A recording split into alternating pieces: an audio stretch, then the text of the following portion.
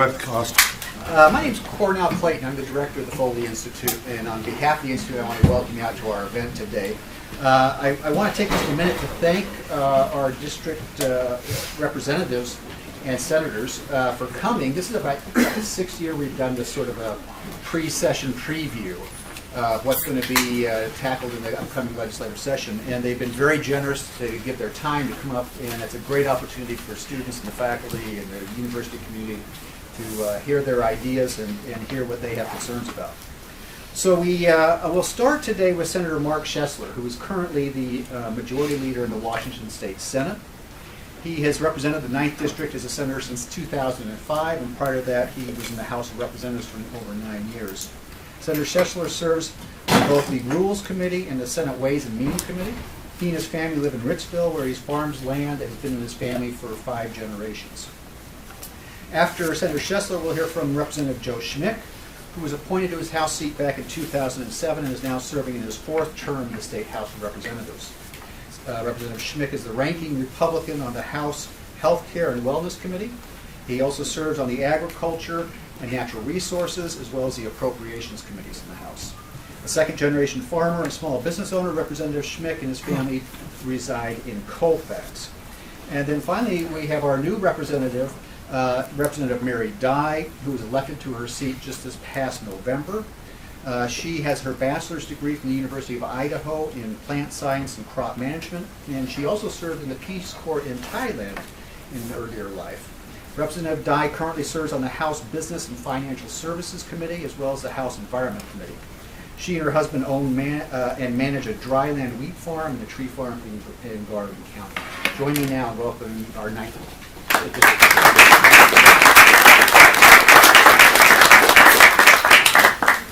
Well, thank you very much. I look around the room. I think we have a real cross-section of the community. I see the media here. I see students here, faculty, former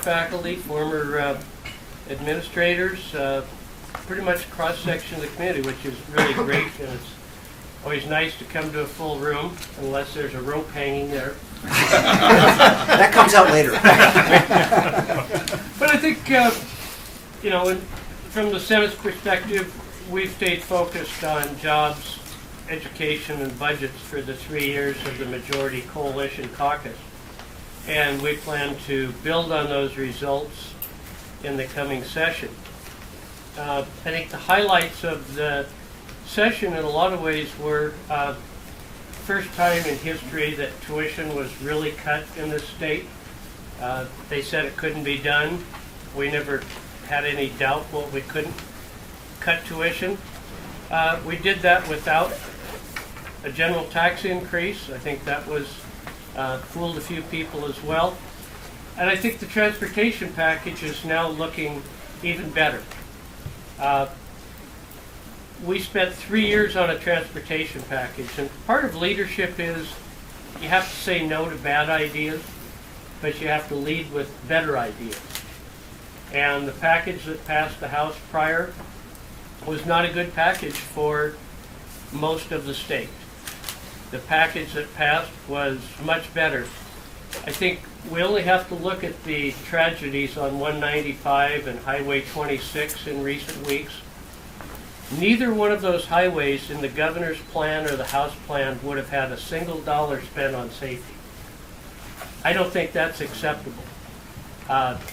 Is it going to solve all the problems on those highways? No, but it's a step in the right direction that we didn't forget WSU and this legislative district. The fact that we're going to continue making enhancements on Snoqualmie Pass. 70% of our students come from Western Washington. We can't forget that either. So I think all in all, we had a decent session. We spent over $1.2 billion on additional K-12 enhancements, which keeps us on track to fully fund the legislation that led to the McCleary decision. We also had a larger school construction package than what the governor or the House originally proposed, because you can't reduce class size without adding classrooms. Did we fund every classroom we probably will need to? No. But we led, again, with a better idea than what we had. So what we're facing is a supplemental budget. If you go back in the history of the state to about 1979, we didn't have annual sessions of the legislature. We had every other. But as life got more complicated, the voters passed a constitutional amendment authorizing a 60-day session in even-numbered years. And the principles of that session are take out the peaks and valleys in budgeting.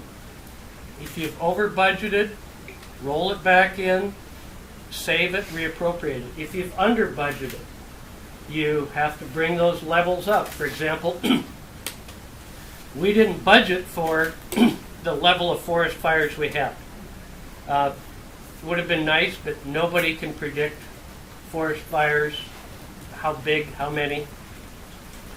We had changes in case size, case loads that we didn't anticipate.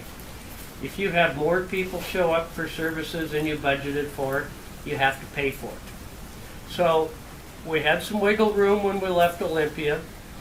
Cash revenue growth has increased every month since we left Olympia, and revenue is growing. We clearly are not out of the woods. We had additional health care costs.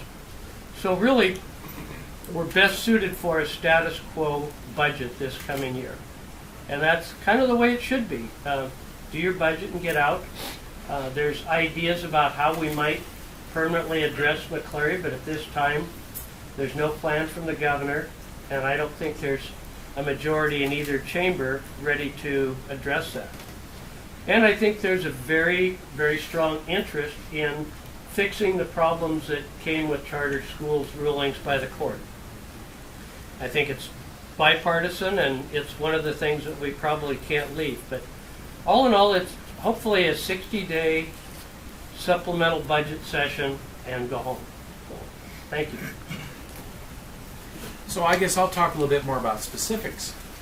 Our revenue has grown more than we have budgeted. We're ahead about $368 million. The fire bill is about $155 million that we're going to have to pay. We also have to, the Center for Medicare Services, the federal government, says that our Medicaid rates, our managed care rates, have to be actuarially sound.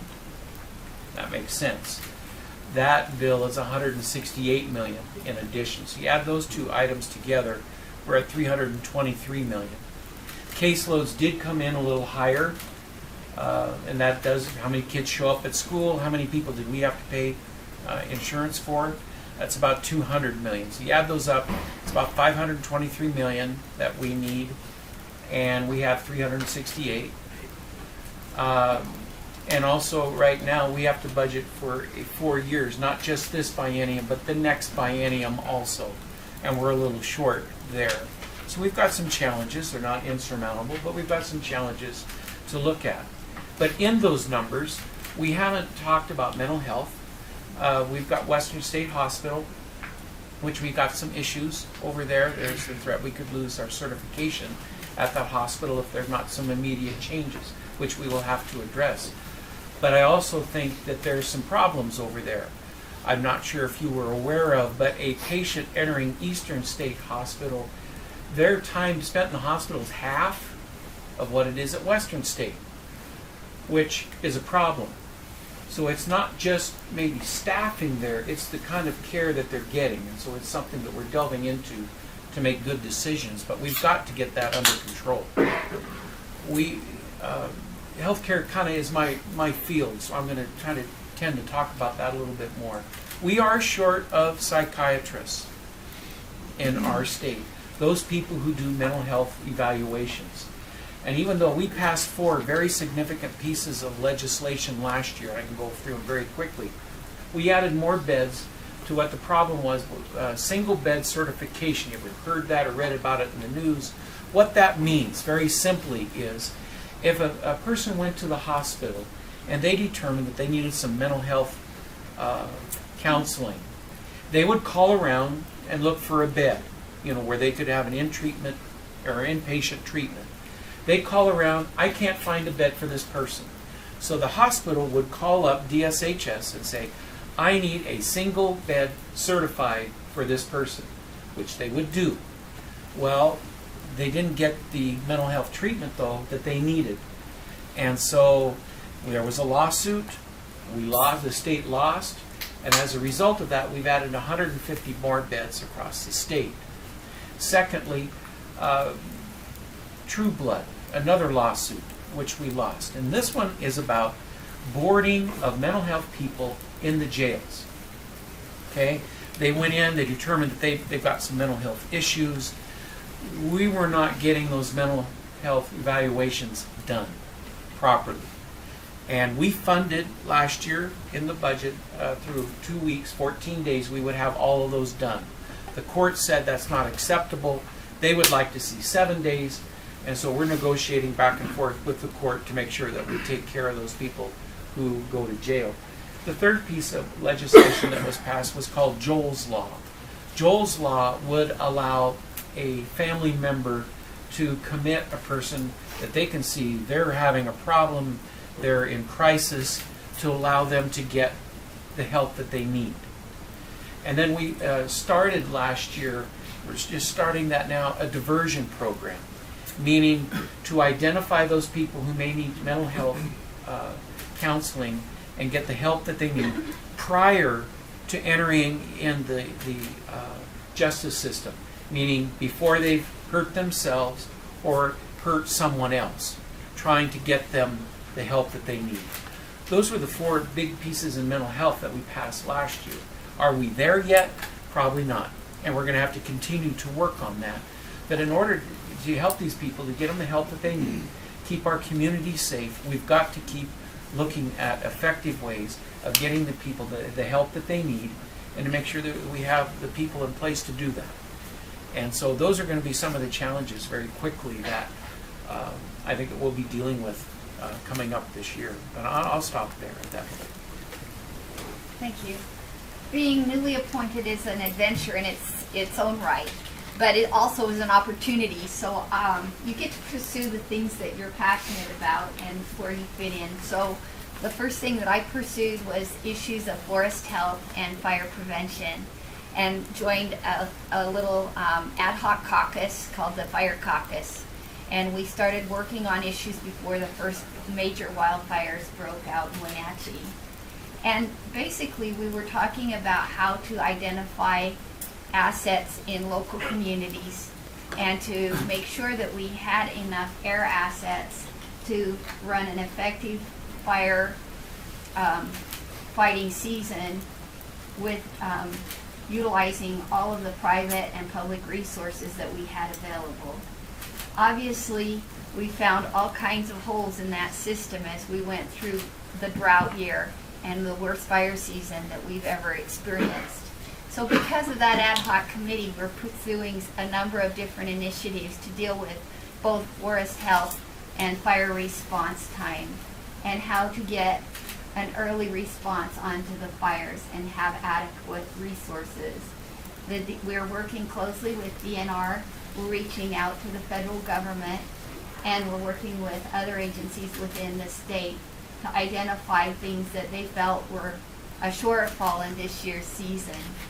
One of the main resources that we felt like we needed was fixed wing aircraft. And so we're identifying different fixed wing aircraft that are both affordable to the state and available to be retrofitted. And we're going to be hopefully working on that part of it, in addition to some of the, to paying for the cost of this year's fire season. So I'm excited about that, but more importantly, what do we do going forward? Because as we're aware, the drought isn't over yet, even though it feels like it after this week. So we have a lot of unhealthy forests in the state, roughly estimated about 3 million acres of unhealthy forests. The problem with that is that we need to really ramp up on our pre-commercial thinning as well as our salvage logging. And so it means, do we have the mill capacity to handle what we've burned, and in addition, Do we have the mill capacity to take in pre-commercial thinning? So the good news is that we have now an atmosphere where we can do active management in our forests, realizing that this land is held in trust to fund the public school system in the state. We're building, and we burned up a lot of our resources in 1 year by not actively managing our forests over the last 30 and 40 years. So the mood in the state now is, how do we manage our forests effectively? And some of the greatest forest managers in the nation actually reside in Washington State. And the universities that support that technology happens to be in the 9th District. So I'm very excited to be working on this project. I'm excited about the idea of public-private partnerships so that we can go ahead and start ramping up our mill capacities, ramping up some of our management activities, and doing it in a holistic way and a sustainable way so that we have the needs of the public met with recreation and wildlife habitat and multi-species forests that represent a more natural habitat, but also to be effective for the next generation so that we have something to sustain our buildings and our school trust funds as we move forward into the next generation. So this has been something I've been working on with a number of legislators. There's 15 of us on the caucus now, and we have a lot of interest statewide in our project. And we've been working with fire departments throughout the state. So I'm excited about that project, so that'll be on the board for us this year. And then, of course, the budget and making sure that we meet the mandate of McCleary. I feel like coming in after the regular session, when I came in, I was kind of like, I had a front row seat watching how the budget negotiations worked. I had kind of a backstage pass, but I didn't get to have any input into the budget other than to just try and watch and learn, understand how those things work out.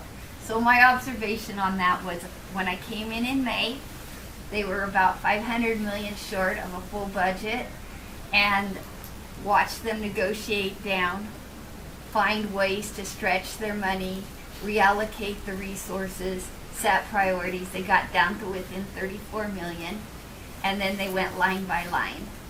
And I'm not really even sure what those sticking point lines were. These guys were at the table, Mark was at the table, and they were able to successfully negotiate that down without having to add a substantial new tax infrastructure to meet those needs. So it goes to show that compromise does work. When we did pass those budgets, they were passed with large bipartisan support, which means the system is very healthy and it does work. So this year we're coming in, and as Joe kind of gave you the figures, it seems like we're back at that $500 million mark. I'm very confident with the revenue forecasts and with the negotiating skills of the people in the budget that we're probably going to come up with another positive session.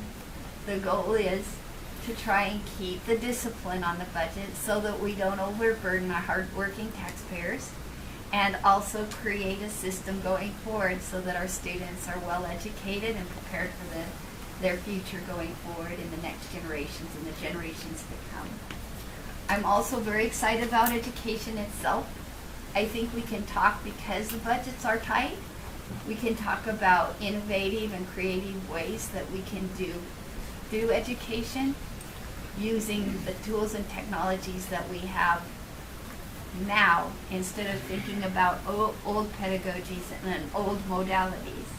So it opens up opportunities to think out of the box and be pretty creative.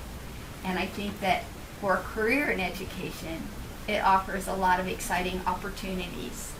As you know, the state's been focusing on STEM education because our next generation of careers is going to be based heavily in the science, mathematics, engineering, technology fields. And so there's a big emphasis in the education world to focus on getting our kids prepared in the STEM fields. So I think those opportunities will be focus of this year's session as well. And I'm really excited to be working on all of this stuff. It's like this is the perfect opportunity for somebody who's interested in a lot of things, wants to learn a lot of new things, be kind of a generalist. You get a real broad education when you're working in the legislature and talking to constituents and working with interest groups. You don't get to go very deep in it, but you do learn a lot. So for my experience thus far, it's been very positive, very exciting, and I'm looking forward to this new session. All right, thank you. So we have about a half an hour for some questions and answers. Let me begin. I didn't hear about two things. One is taxes and the other is initiatives. So let me ask you about two real quick initiatives that have taxes involved. The first is the IMAN initiative, and I'm wondering how the legislature is going to respond to that initiative. That's the initiative that requires the legislature to adopt a rule for a 2/3 vote to raise taxes. And the other initiative that's interesting is actually a pair of initiatives on the carbon tax. But I'm in particular interested in the one that's recently qualified for the ballot that is revenue neutral and would offset the B&O tax and the sales tax with a new carbon tax. What's the prospects that the legislature will pass that initiative or the alternative one? Okay, well, first of all, on the IMAN initiative, I'm not a constitutional scholar, but I've watched politics for a long time. I think that the courts will probably act on it before the end of the session. And my gut feeling is that I think it's in trouble in the courts if you're a supporter, because one of the key signs I look at is the people who disliked 2/3 on taxes the most spent very little effort opposing it. So I think they're pretty confident of the outcome. If it doesn't rule by the courts, we'll have to decide. There are not 2/3 votes, I don't think, in the House to pass a constitutional amendment to the people. There could be in the Senate. I don't know where you find $1 billion in cuts or taxes in either body on an election year.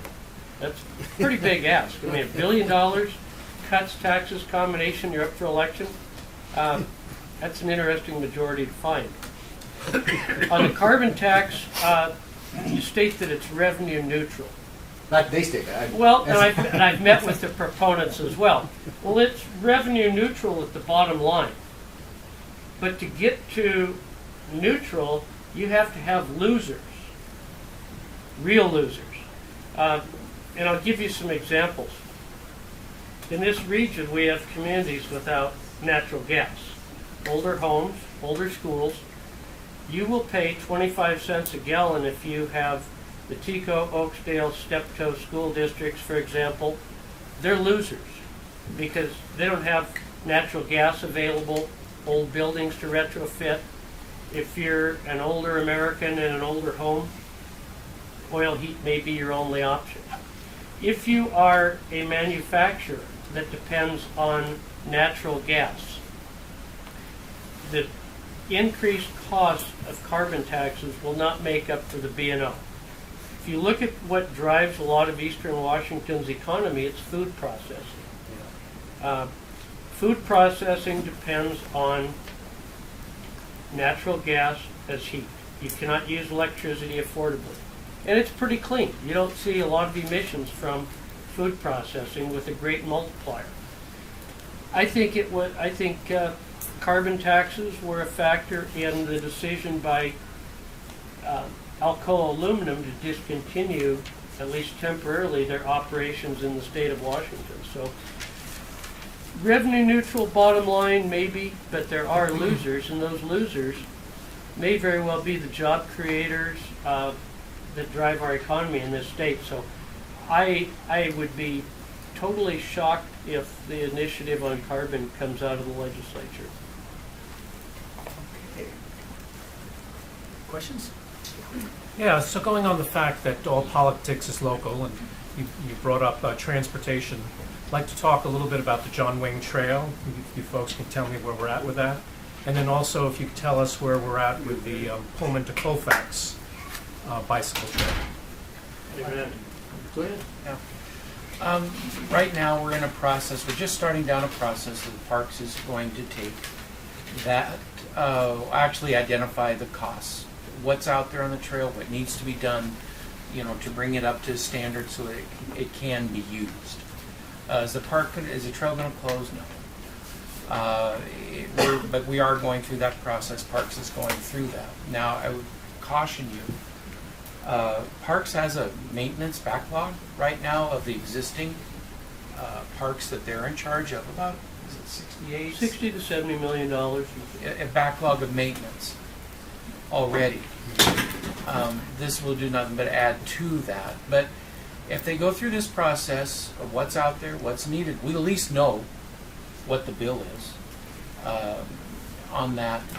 As far as the trail between Pullman and Colfax, that one's that will have to, we'll just kind of have to see where that goes.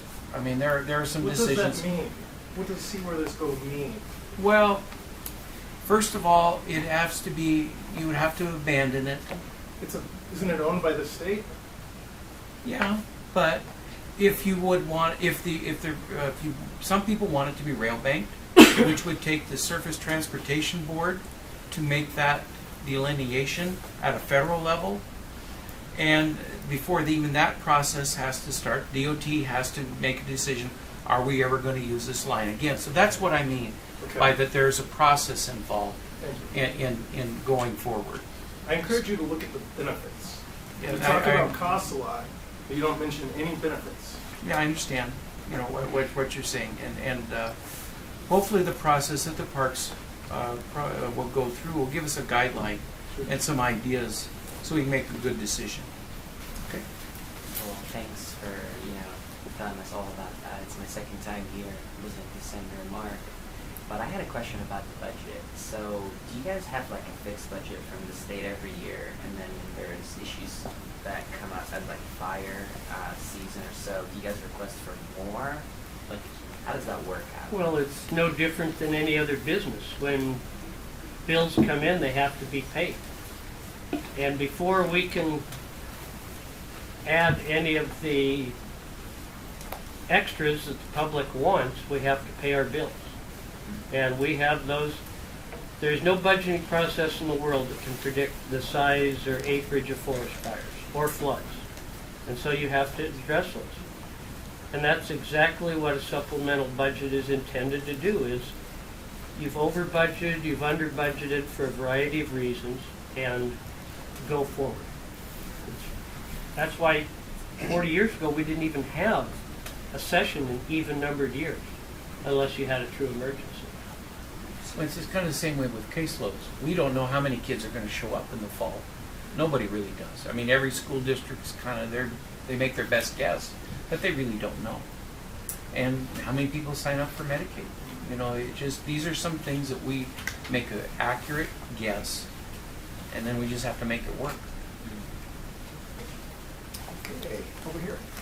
So Washington State takes in several thousand refugees every year. What are your opinions on the proposal to ban Syrian refugees from entering the U.S., and how do you think it will play out on the state level? Well, first of all, it's not typically a state issue, but it would be really nice if the president would send some money with those people, because the odds are pretty good that they're going to use our safety net, at least initially. I doubt that they're coming with an ample bank book. So it would be nice if some money came with it. In the back. Representative Dye, you talked about fighting the fires this summer. I read in the press some criticisms of the fires on tribal lands were prosecuted as vigorously as those on non-tribal lands. What are the obligations of the state and the federal government to fight those fires? I don't know about that specifically, but I do know that we had a lot of jurisdictional issues as the fires progressed across the state. A lot of the fires initiated in Federal Forest Service lands and then crossed into DNR lands, Fish and Wildlife lands, private lands, and tribal lands. And by the time it did hit a lot of the tribal lands, it was pretty large.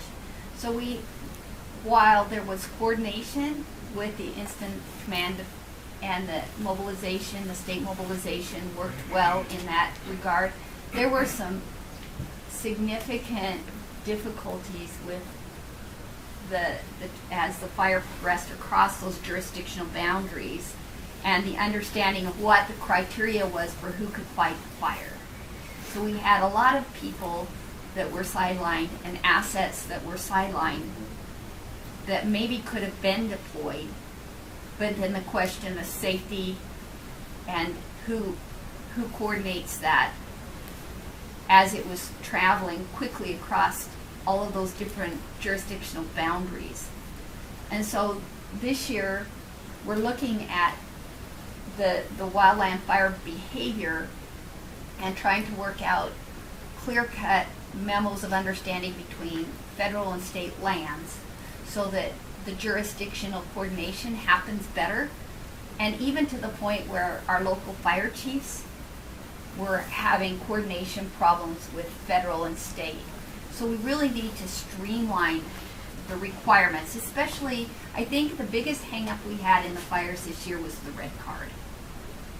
And we had a lot of people that have long years of firefighting experience, but they had changed the red card physical fitness requirement to the point where older people that had 20 and 30 years of firefighting experience that could play very critical roles in fighting such a huge incident weren't brought in because they couldn't pass the PAC test. And so we want to maybe make more of a tiered card requirement so that we can bring in some of our most experienced firefighting people.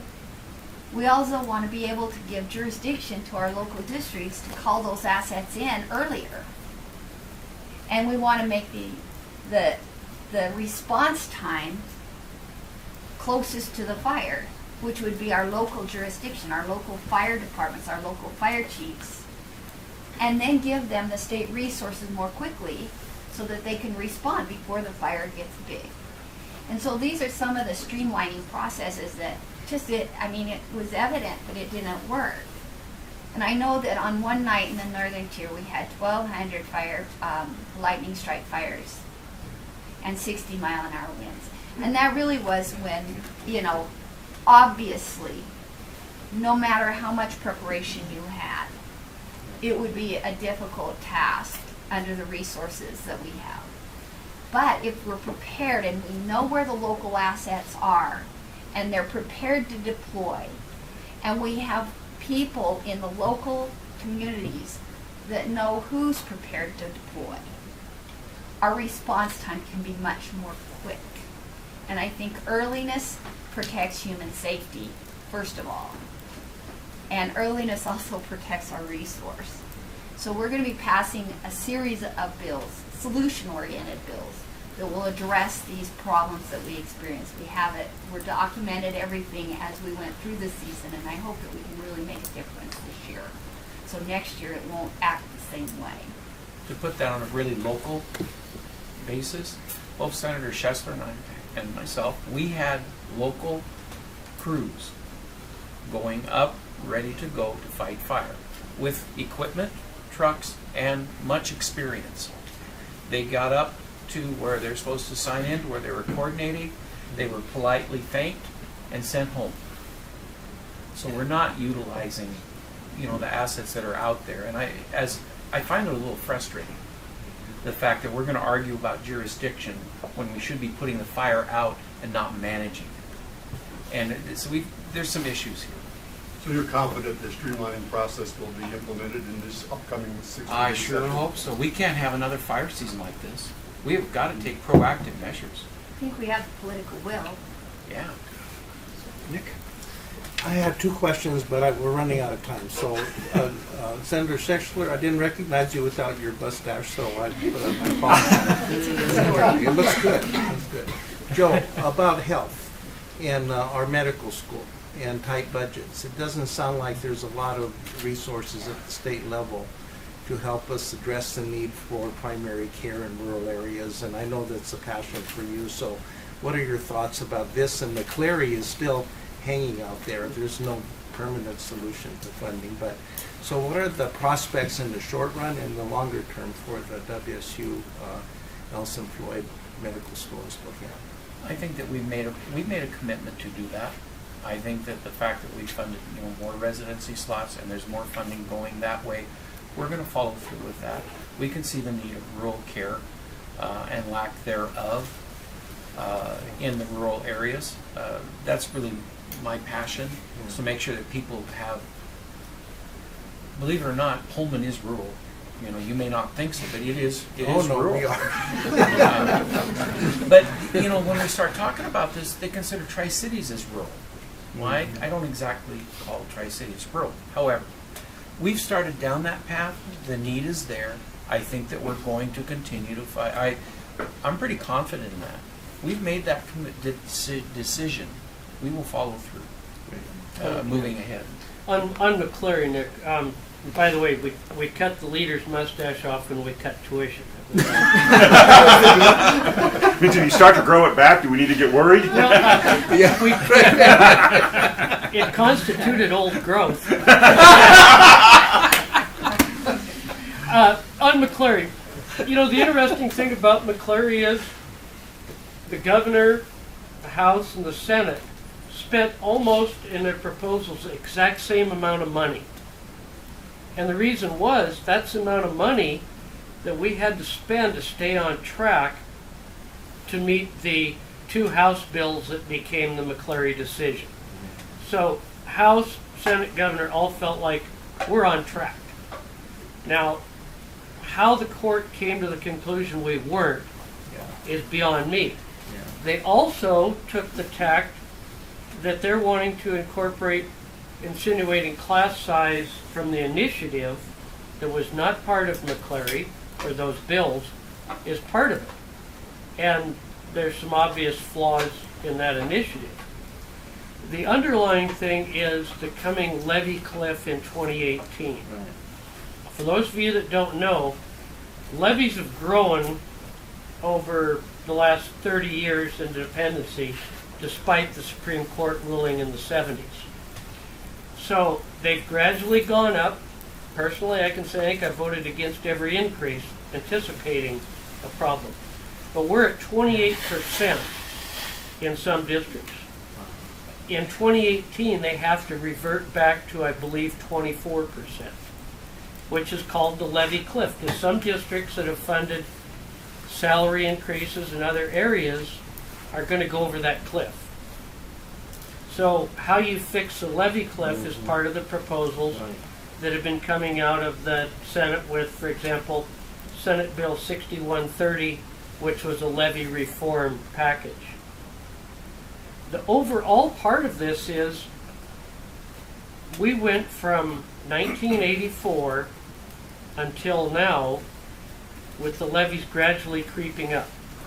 So this is a long-term problem. This isn't something that I can blame on the last governor. No. We have to blame on the last 5, I think. The other thing that comes into play with that is the percentage of the budget that went to K-12.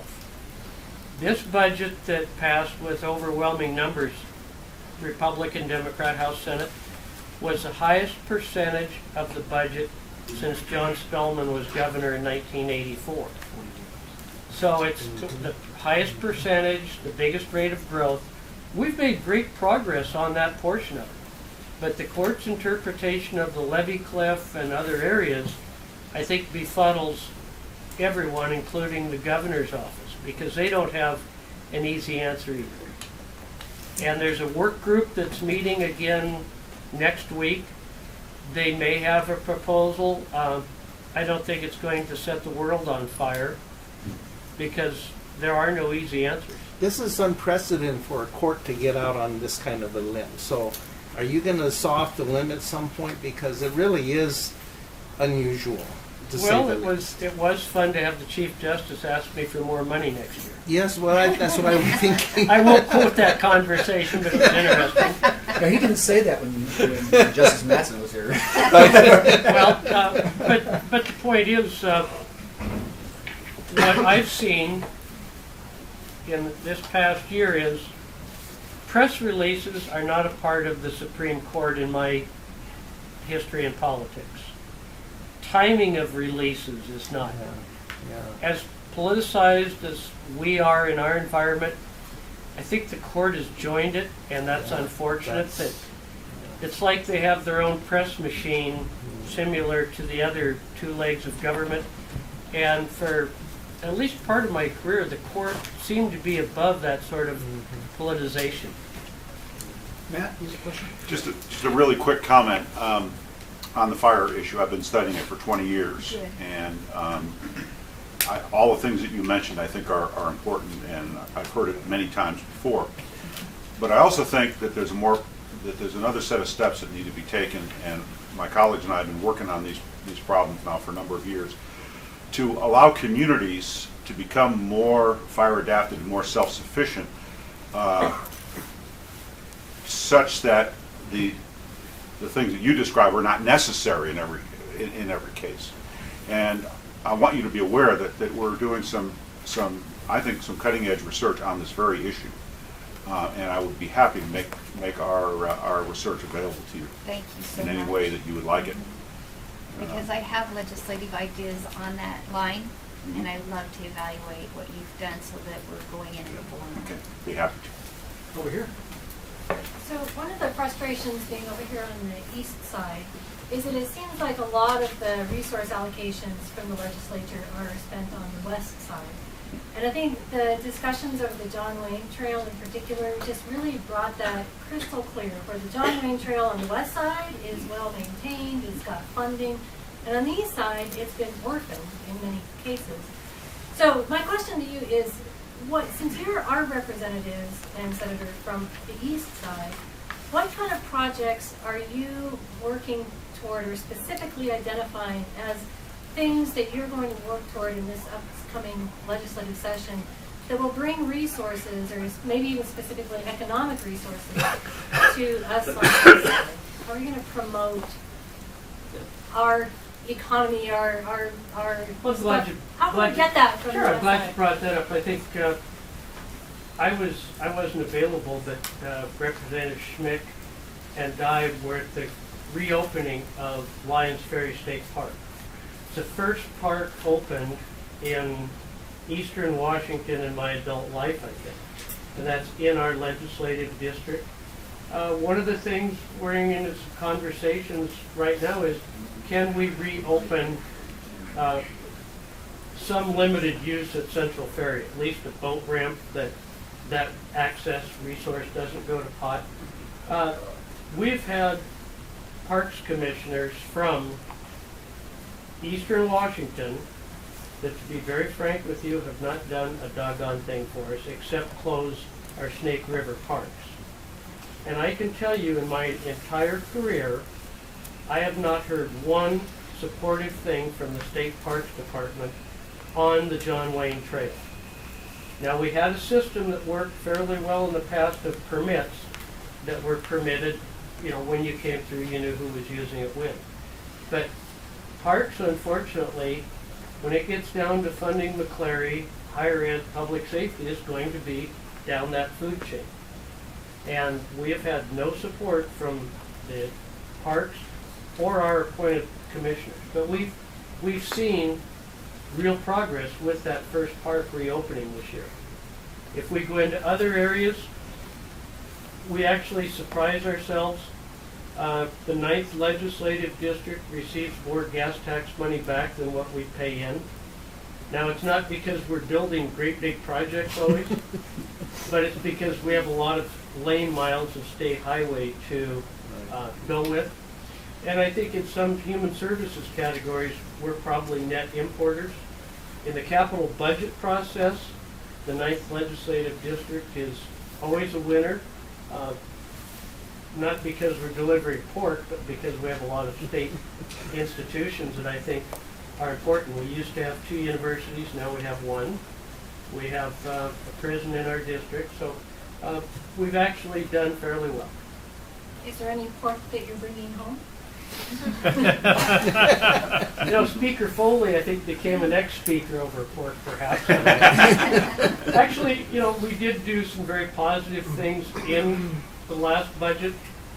We bought down Rockford's sewer system to where low-income and retired people could afford their sewer rates. There were some positive infrastructure improvements in Pullman. We brought infrastructure to Franklin County for food processing. So there were projects scattered around the district. I think all in all we did fairly decent.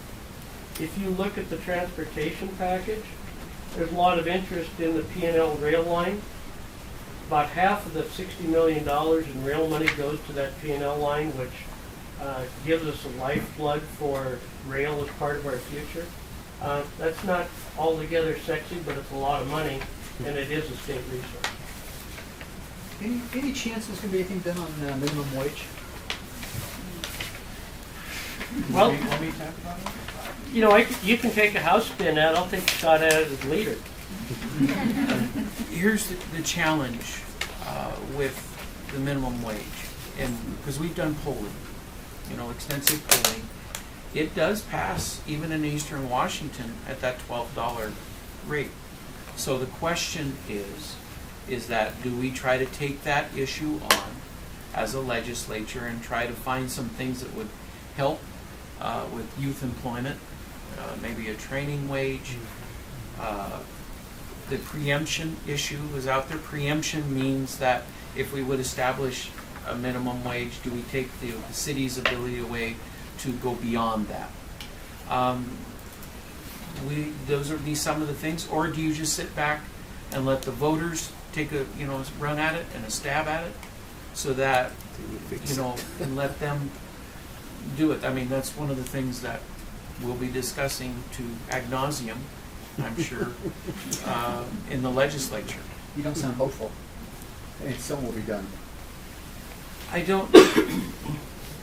It's hard to say because it's not just businesses. It's quite a financial obligation to the state also.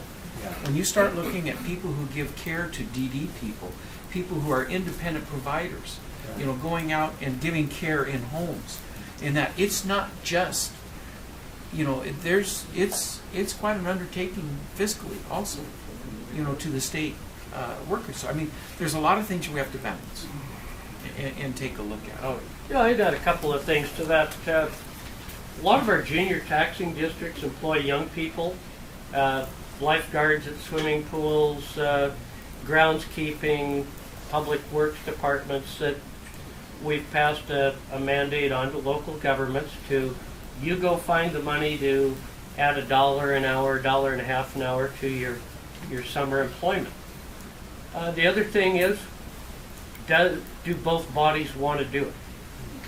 Everything Representative Schmick said is right, but does the House want an election issue from an initiative, or do they want to actually fix the problem? It's I could happily sit in the 9th District and vote no, because I don't think a business in Clarkston can ever quite come out of it.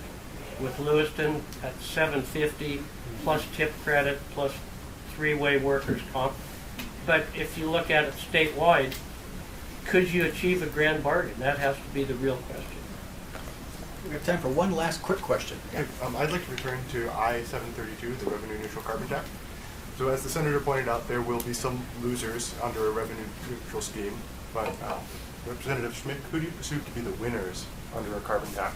And Representative Dye, how does climate change factor into your commitment to the long-term forest sustainability? I will have to say that now that once it's qualified now for the budget, I will spend some more time looking at it, reading it, and studying it. A lot of the stuff that we've talked to preliminarily, I want to make sure it's true and accurate. I think it's something, it is an issue we're going to have to deal with and take a look at it, make sure it's the best thing for our state.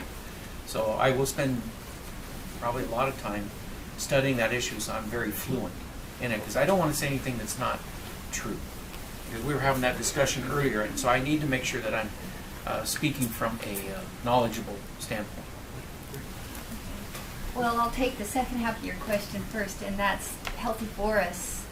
Forests can either be a contributor or a benefit in the terms of the carbon. Healthy forests are a carbon sink. In other words, they generate the type of photosynthesis that actually remediates the trends towards atmospheric carbon.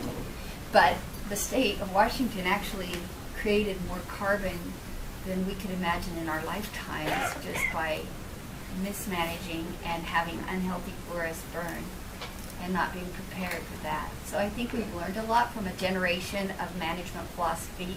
Now we can reevaluate whether that philosophy was appropriate. And when you put the idea of utilizing your natural resource forests as a carbon sink, and you think about it as a potential growing, healthy, vibrant carbon sink, I think you can look at it as the opportunity to deal with carbon without a cap and trade scheme put on top of it. I think that we need to utilize our, I guess, civiculturists in the equation and try and really develop the type of plant growth that creates that photosynthesis, that creates that carbon usage. And I also look at the oceans the same way. They cover most of the planet. So they're the biggest carbon sink that we have.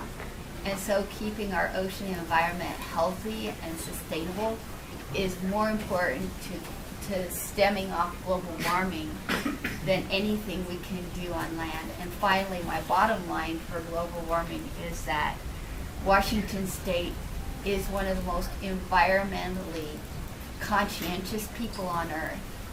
We're not the problem, we're the solution.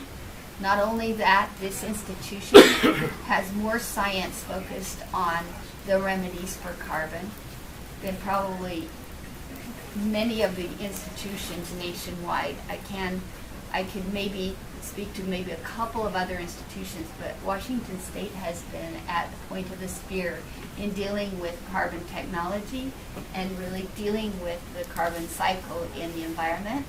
I think our ag school has a great deal to lend to the conversation, and I hope that as we move forward in this conversation in this session, that we can bring the science into the issue and maybe get the politics to turn down the heat a little bit.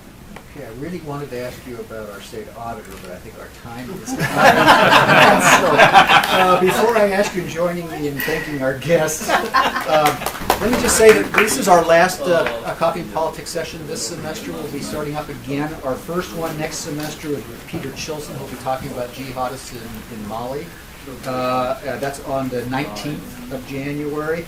And then on the 12th, or 2nd of February, we have Susanna Reese, who will be talking about narco-terrorism in Latin America. So now join me in thanking our guests for